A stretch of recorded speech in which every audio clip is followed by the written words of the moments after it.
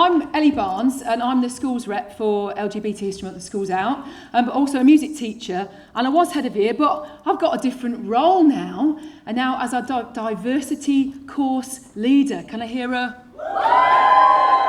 Amazing. So those of you that were talking about teaching a minute ago, yes, we now, at my school, we have opened as a diversity training centre. So we are now training teachers to make their own schools LGBT friendly. Oh, and you were there. Marvellous. Great. So we had our first day, and on that day is when The Guardian came and they covered our story, and that's how we got this marvellous, I think, very favourable and very supportive article in The Guardian last week. Now, off the back of that, apart from my head teacher being really, really thrilled, and all the rest of the staff being really thrilled, it's also led to other favourable things for us as well. So got us on to BBC London News, and then Sue went on to Radio 2. We missed Radio 4, which is a shame. First time ever I got invited, can you believe that? I invited on to PM. But I couldn't go, I just cut with Eddie Mayer. I've been wanting to do that for years. But no, I was on a plane, so I couldn't do it. But then did Gaydar Radio this week. Yeah. And on Thursday, we've got BBC News coming in to film me teaching a new cohort of Year 7s their very first LGBT lesson. So we'll see how that goes. So it's all very favourable. Thank you.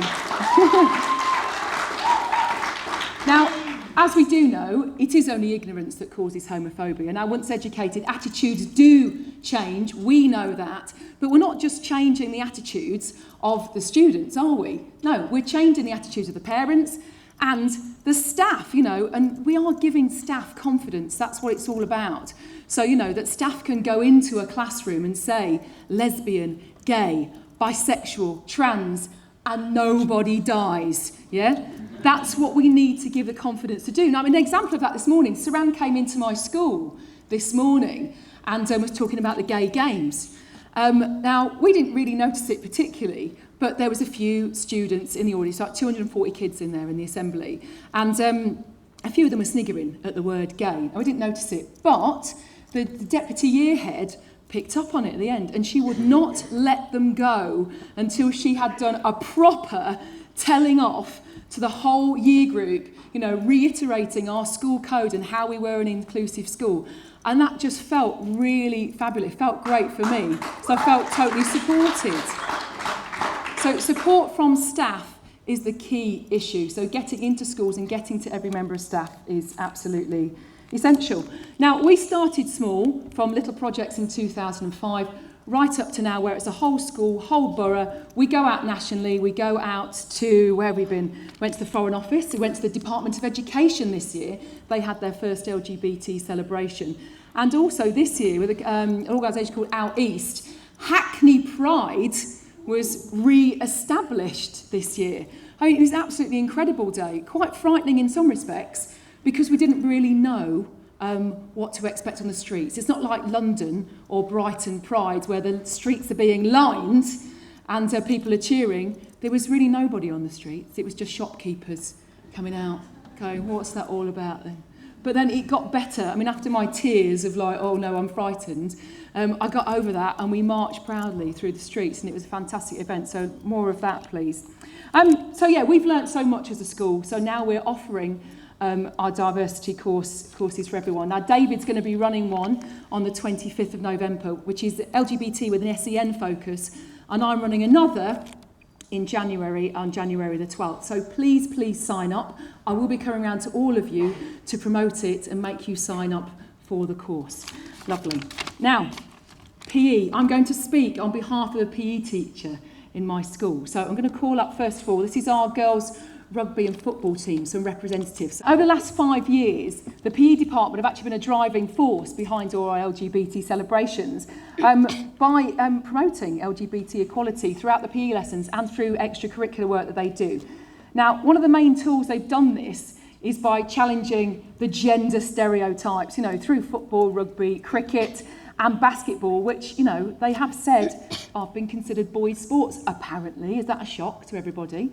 And apparently dance is considered to be a girls' sport. Are you shocked? Right, so the way they've challenged this is by challenging the gender stereotypes and also getting in a male dance teacher to teach Key Stage 3. So what they focused on in the first year, they did a talk on Just in Fashioning.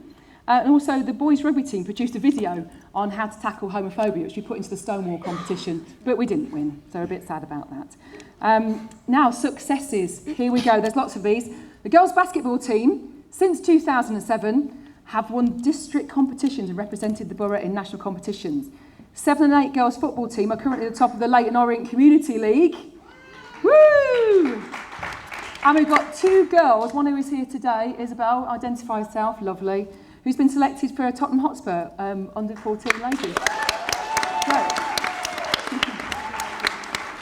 The girls' cricket team, since 2006, have won Hackney Championships, Inner London Cups, and have the privilege of representing Middlesex in competitions held at Lord's Cricket Ground. Well done. Lovely. Girls' rugby, which most of the girls... Oh, good. Continue to have huge numbers of girls keen to play the sport and turning up to training every week, no matter what the weather, over in Clissold Park. And their dedication has seen 8 of them selected to play for the Middlesex County under-15 squads. So, the PE department have told me to say that LGBT History Month has been a perfect opportunity for them to challenge these gender stereotypes and promote LGBT through the medium of sport. Now, the successes we've experienced over the past 5 years with the girls' teams have been unheard of previous to us celebrating LGBT History Month. And they have no doubt that the experiences that our young people have had over the past 5 years are going to help them in their careers. And hopefully their careers will go on without them experiencing any sexism or homophobia in their future sporting careers, which is what we all want. So I'm going to pass you over now, and Molly's going to start the rugby and football team. Off you go.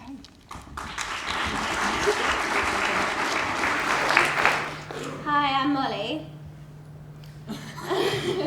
And we're going to be talking about the bad effects of playing sports and being girls. Okay, my older relatives think that I'm going to turn into lesbian just because I play rugby. I get a lot of tasteless go back to the kitchen jokes. My family thinks I'll attract the ladies.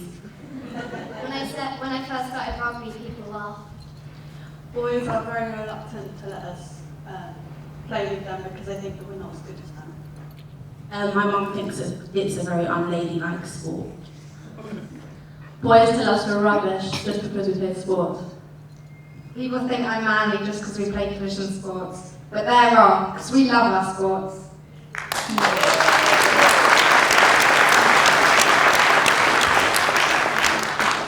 Now the positive. Once I tackled my brother and he fell over and started crying. I've learned good leadership skills and how to dedicate myself to something. It helps release my anger. I now feel more comfortable on the street. It's a good outlet for stress and aggression. It's something that I'm really good at and enjoy doing. I make boys look like fools when I play football with them. It's a sport that I can enjoy, and most of us play for Middlesex when most boys don't.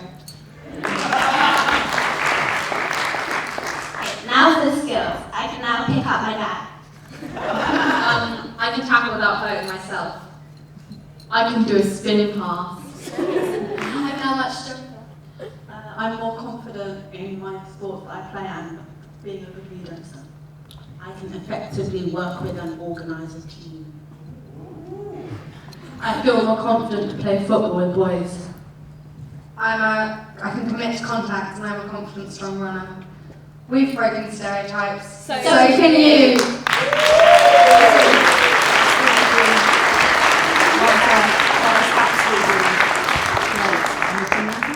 Thank you very much for listening.